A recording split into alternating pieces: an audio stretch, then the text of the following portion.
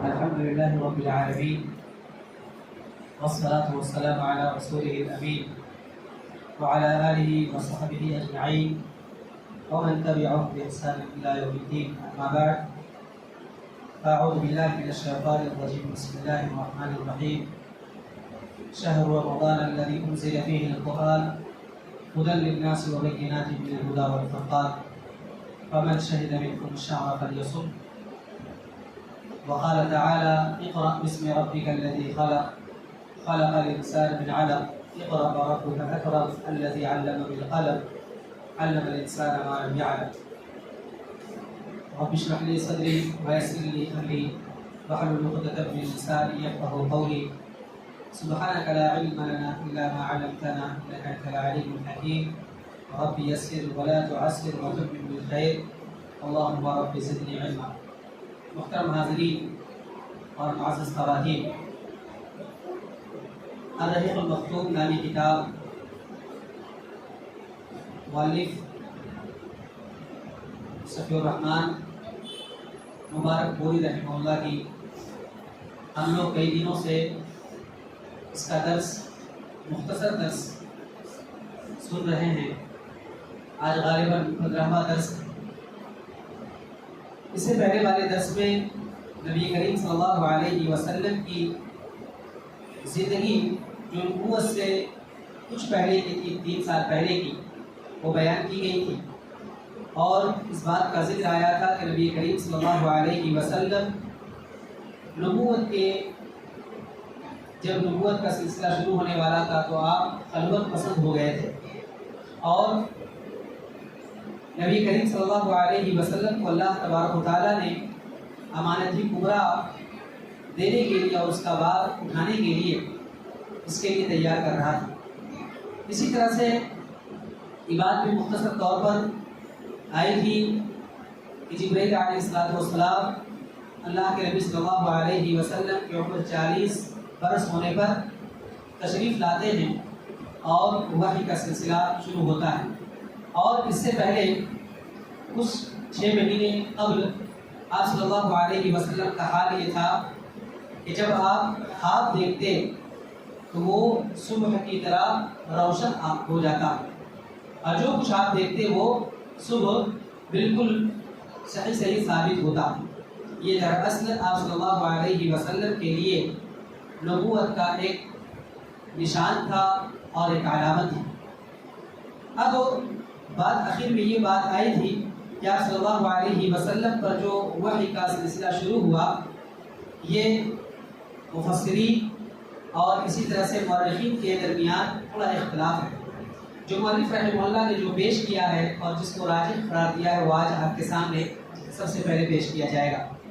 وہ یہ کہ مؤلف رحمہ اللہ فضیلت الشیخ صفی الرحمن مبارک پوری رحمہ اللہ فرماتے ہیں کہ ہماری تحقیق کے مطابق یہ واقعہ رمضان مبارک کی 21ویں تاریخ کو پیر کی رات، دوشنبے کی رات، سوموار کی رات پیش آیا.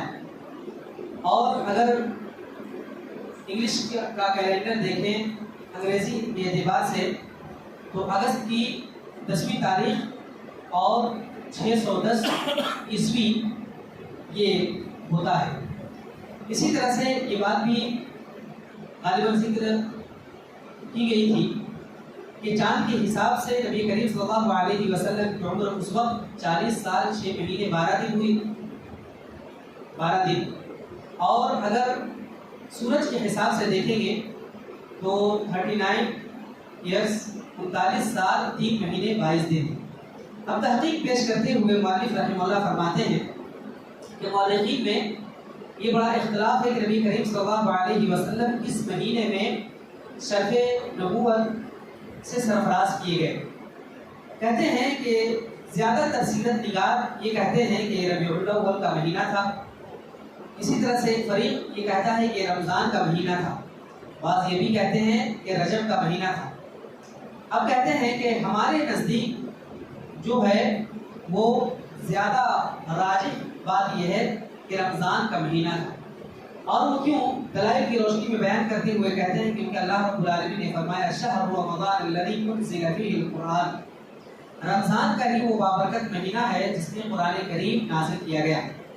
اسی طرح سے سورہ قدر کی آیت انا انزلناہ فی لیلۃ القدر، ہم نے قرآن کو لیلۃ القدر میں نازل کیا. اور یہ بات بالکل معلوم ہے کہ لیلۃ القدر رمضان میں ہے. یہی لیلۃ القدر اللہ رب العالمین کے اس ارشاد میں بھی مراد ہے، انا انزلناہ فی لیلۃ مبارکۃ انا کنا منذرین، جو اللہ رب العالمین نے سورہ دخان میں فرمایا کہ ہم نے قرآن کریم کو ایک بابرکت رات میں اتارا، ہم لوگوں کو عذاب کے خطرے سے آگاہ کرنے والے ہیں. تو ان تینوں جگہ کی آیات سے یہ بات بالکل واضح ہو جاتی ہے کہ اللہ رب العالمین نے قرآن کریم کو نازل کب کیا؟ رمضان کے مہینے میں. اسی طرح سے یہ بات بھی واضح ہو جاتی ہے کہ رمضان مبارک کی رات کون سی ہے؟ لیلۃ القدر. اور یہ بھی معلوم ہے کہ لیلۃ القدر کب ہے؟ آخری طاق راتوں میں، ٹھیک ہے، آخری اشرے کی طاق راتوں. اب آگے کہتے ہیں دوسرے قول کو ترجیح دینے کی وجہ یہ ہے کہ کیونکہ ہم دوسرا قول یعنی رمضان مبارک کا مہینہ ہم کیوں بتا رہے ہیں اس لیے کہ قیام رسول اللہ صلی اللہ علیہ وسلم کا جو قیام ہوتا تھا غار حرا میں، جب آپ کوشہ لے کر جاتے تھے اور وہاں قیام کرتے تھے تو یہ ماہ رمضان میں ہی ہوا کرتا تھا. اور یہ بات معلوم ہے کہ حضرت جبرائیل علیہ السلام غار حرا میں ہی تشریف لے گئے، تو آپ کا قیام کب ہوتا تھا؟ رمضان میں ہوتا تھا. اور اسی طرح سے آپ صلی اللہ علیہ وسلم کب جاتے تھے غار حرا؟ رمضان میں جاتے تھے. جبرائیل علیہ السلام کہاں لائے تھے تشریف؟ غار حرا میں. یہ بات معلوم ہو گئی کہ غار حرا میں ہی رمضان کے مہینے میں جبرائیل علیہ السلام تشریف لائے. اب کہتے ہیں جو لوگ رمضان میں نزول وحی کے آغاز کے قائل ہیں ان میں پھر اختلاف ہے. اختلاف کیا ہے کہ اس دن رمضان کی کون سی تاریخ تھی؟ کون سی تاریخ تھی؟ بعض کہتے ہیں 7ویں تاریخ تھی، بعض کہتے ہیں رمضان کی 17ویں تاریخ تھی، بعض کہتے ہیں 18 تاریخ تھی. اسی طرح سے کہتے ہیں کہ 17ویں تاریخ کو بہت زیادہ زور دیا جاتا ہے، 17ویں تاریخ 17 تاریخ، ٹھیک ہے. پھر آگے فرماتے ہیں کہ میں نے 21ویں تاریخ کو ترجیح دی، 21 رمضان. کیوں؟ کہتے ہیں کہ حالانکہ مجھے اس کا قائل کوئی نظر بھی نہیں آتا. بہت کم لوگ کہتے ہیں، بلکہ اکثر و بیشتر لوگ رمضان کے شروع حصے میں یا بیچ والے حصے میں کہتے ہیں، جبکہ میں کہتا ہوں، مؤلف کہتے ہیں، میں کہتا ہوں 21ویں رمضان کو یہ وحی کا آغاز ہوا. کیوں؟ بتاتے ہیں کہ بیشتر سیرت نگاروں کا اتفاق ہے کہ آپ کی بعثت، آپ جب نبوت سے سرفراز کیے گئے دن کون سا ہے؟ دوشنبہ، پیر ہے نا، پیر ہے.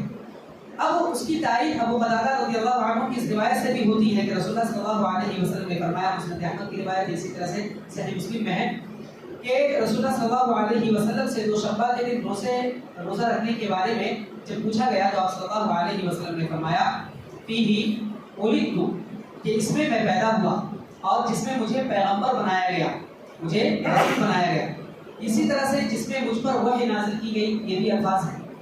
تو یہ بات معلوم ہوئی کہ دوشنبہ پیر کے دن، سوموار کے دن آپ نبی بنائے گئے اور رسول بنائے گئے. اب اگر کہتے ہیں کہ اس سال رمضان میں دوشنبہ کا دن اگر دیکھا جائے جس سال آپ نبی بنائے گئے، ٹھیک ہے، جو ابھی بتایا گیا تھا 610 عیسوی، جب اس سال کیلنڈر کے حساب سے دیکھتے ہیں تو اس سال جو دوشنبہ پیر کا دن جو آیا تھا وہ 7 تاریخ، اسی طرح سے 14 تاریخ، 21 تاریخ اور 28 تاریخ، یہ 4 پیر کے دن تھے. 4 تاریخوں میں پیر، 7، 14، 21 اور 28.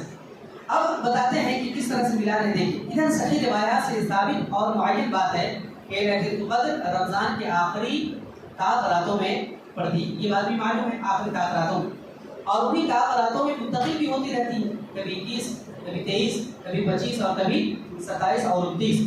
تو فرمایا کہ دوسری طرف ابو قتادہ کی روایت کہ رسول اللہ صلی اللہ علیہ وسلم کو دوشنبے کے روز مبعوث کیا گیا، ٹھیک ہے. ایک تو یہ کہ لیلۃ القدر کب ہے؟ طاق راتوں میں آخری اشرے. دوسری طرف ابو قتادہ کیا فرماتے ہیں کہ نبی کریم صلی اللہ علیہ وسلم کو کب نبی بنایا گیا؟ دوشنبہ، پیر کے دن.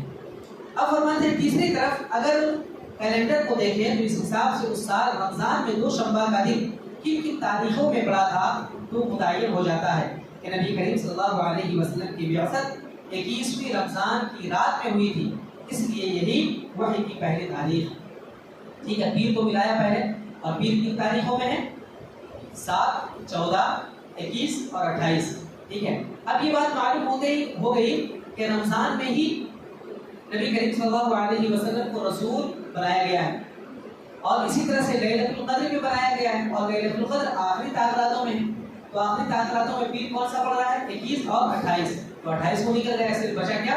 21. تو اس طرح سے تحقیق کر کے مؤلف رحمہ اللہ نے ثابت کیا ہے اس کتاب میں کہ نبی کریم صلی اللہ علیہ وسلم نبی اور رسول کو بنائے گئے رمضان کی 21ویں تاریخ کو. یہ بتایا. اب پیچھے جو گزرا تھا کہ نبی کریم صلی اللہ علیہ وسلم کے پاس تشریف لائے جبرائیل علیہ السلام، اور پھر وحی کا سلسلہ شروع ہوا. اب اس کو تھوڑی تفصیل سے بیان کرتے ہوئے کہتے ہیں کہ حضرت عائشہ رضی اللہ عنہا کی زبانی اس واقعے کو تفصیل سے سنی. کہتے ہیں کہ ایک ایسا شعلہ جس سے کفر و ضلالت کی تاریکی چھٹتی چلی گئی، یہ ایسا ظاہر ہوا نبی کریم صلی اللہ علیہ وسلم کی زندگی میں. ایسا ظاہر ہوا یہاں تک کہ زندگی کی رفتار بدل گئی، اور اسی طرح سے تاریخ کا رخ بدل گیا. حضرت عائشہ رضی اللہ عنہا فرماتی ہے کہ رسول اللہ صلی اللہ علیہ وسلم پر وحی کی ابتدا نیند میں اچھے خواب سے ہوئی، جس کا ذکر پیچھے بھی ہوا تھا کہ آپ صلی اللہ علیہ وسلم کو جو بھی خواب آپ صلی اللہ علیہ وسلم دیکھتے وہ صبح کی طرح بالکل نمودار ہوتا تھا.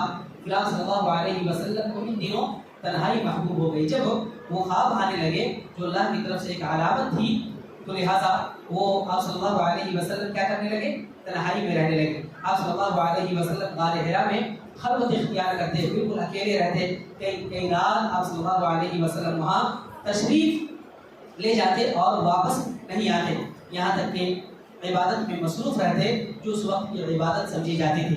اس لیے آپ صلی اللہ علیہ وسلم وہاں توشہ لے کر کے جاتے تھے، اور جب توشہ ختم ہو جاتا تو حضرت خدیجہ رضی اللہ عنہا کے پاس آتے.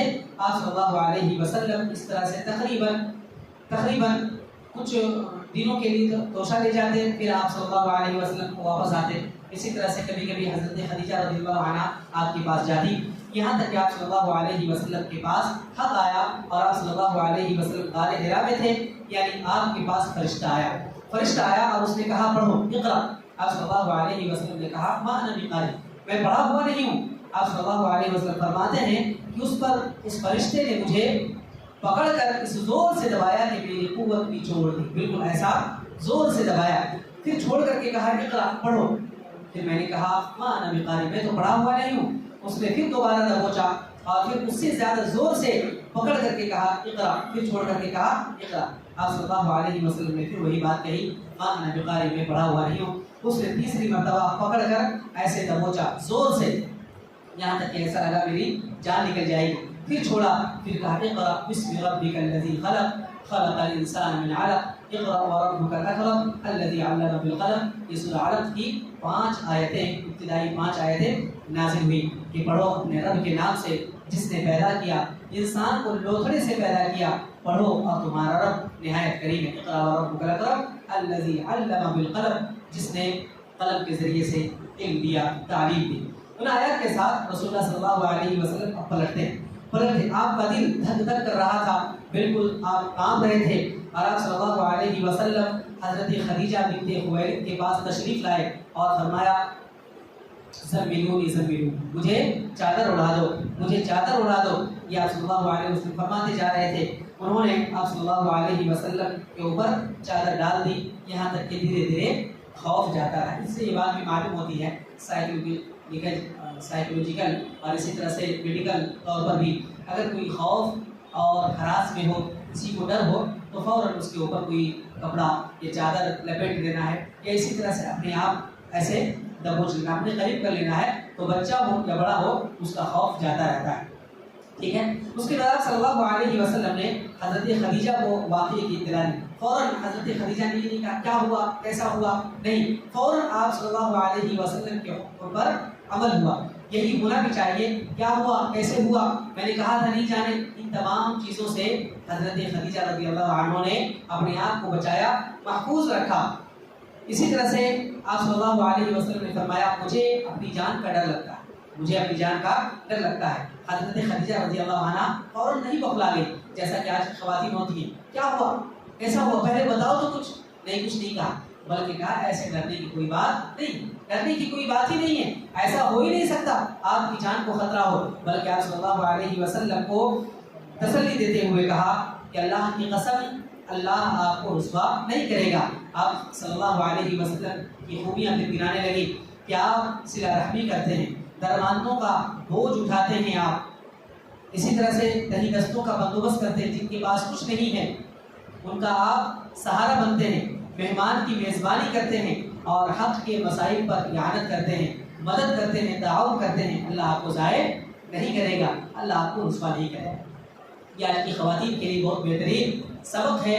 حضرت خدیجہ رضی اللہ عنہ حضرت خدیجہ رضی اللہ عنہ کے اس رویے اور تسلی بھرے جملوں کہ فوراً اپنے شوہر کو تسلی دینا ہے، اپنے شوہر سے اچھی طرح سے بات کرنی ہے، اسی طرح سے فوراً نہیں گھبرانا ہے، خود بھی نہیں گھبرانا ہے اور دوسروں کو بھی خوف و ہراس میں اور مبتلا نہیں کرنا ہے کہ آج کی خواتین ہو تو نہیں اب تم چھو گئے، آپ کو فوراً پیر مرید اور مرشد کے پاس لے جائیں گی، اور کہیں اگر بڑا کچھ حادثہ ہو تو چلو مزار کے پاس یا درگاہ پر چلو یا فلاں مولوی صاحب کے پاس، نہیں، ان تمام چیزوں سے اپنے آپ کو بچانا ہے، محفوظ رکھنا ہے۔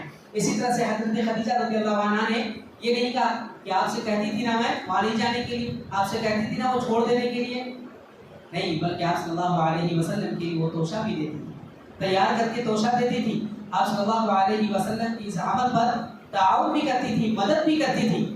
اور اگر آج کی خاتون ہوتی تو میں کہتی تھی نا اکیلا اور رہو اور بھگتو، اب تم نے کہا ہے، تم نے کیا ہے، تم ہی بھگتو، میں تو چلی مائکے، ہوتا یہ۔ لیکن قربان جائیے حضرت خدیجہ رضی اللہ عنہ پر آپ صلی اللہ علیہ وسلم کے حکم کی پیروی کرتے ہوئے آپ صلی اللہ علیہ وسلم کے اوپر چادر بھی اڑایا اور خوف و ہراس کے عالم میں تھے نبی کریم صلی اللہ علیہ وسلم۔ حضرت خدیجہ کو بھی نہیں معلوم تھا کہ آپ نبی بنائے گئے ہیں، رسول بنائے گئے ہیں، اس کے باوجود تسلی کے جملے، جو خوبیاں ہوتی ہیں ان خوبیوں کو یاد دلانا چاہیے۔ ایسے وقت میں شوہر کے اندر جو خوبیاں پائی جاتی ہیں، جو اچھائیاں پائی جاتی ہیں، ان اچھائیوں کا ذکر کر کے تسلی دینا چاہیے اور یہ احساس دلانا چاہیے کہ آپ ایسے ویسے آدمی نہیں ہیں، آپ تو بہت باکمال آدمی ہیں، آپ تو خوبیوں والے آدمی ہیں، آپ تو اچھے لوگوں کا ساتھ دیتے ہیں، یہاں تک کہ برائیوں میں بھی آپ صلی اللہ علیہ آپ برائیوں میں بھی لوگوں کو بچاتے ہیں برائیوں سے، اور جو بھی کچھ اچھا ہوتا ہے وہ آپ ساتھ دیتے ہیں،